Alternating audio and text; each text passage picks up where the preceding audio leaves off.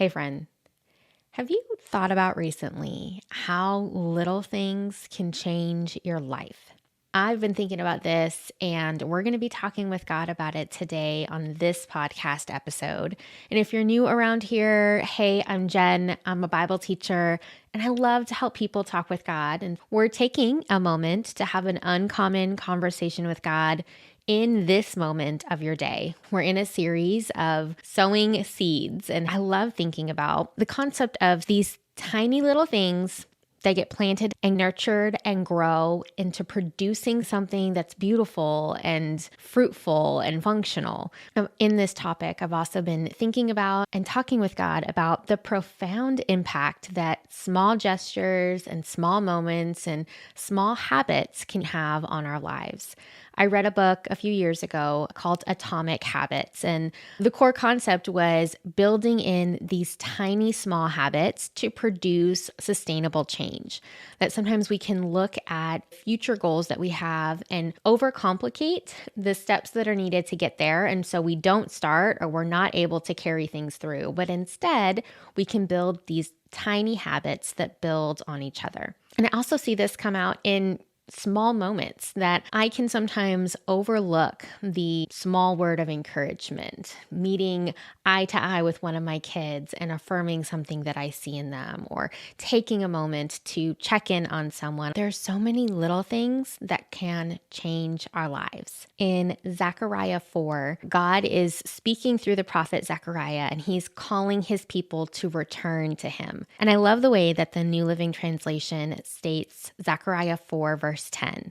And it says, "Do not despise these small beginnings, for the Lord rejoices to see the work begin." Sometimes I can despise the small beginnings because I want us to be further along, because I want to look only toward the harvest. It's more exciting to look at the end result than to value and celebrate the beginning stage. And in this passage in Zechariah, it's referencing laying the foundation of a temple. Sometimes the small things that go into laying a strong foundation or sowing seeds for a future harvest are transformative in the way that they lay a good foundation for what is to come next. And I was thinking about this in the context of sowing seeds in our summer months, especially for those of us like myself who have young kids at home, because I want to seize those small moments. I want to affirm identity in my kids. I want to speak to the times that I see them making what we call happy choices, not just correcting them for sad choices. I want to bring happy consequences, not just sad ones. I want to seize opportunities to share a laugh, to do something fun, to bring them into a conversation that I'm having with God, or make space to experience these little things of life together. I don't want to overlook them because I'm so busy planning the next big activity that I miss out on the moment that's right in front of me. I also want to read for us from Matthew 10, verse 42.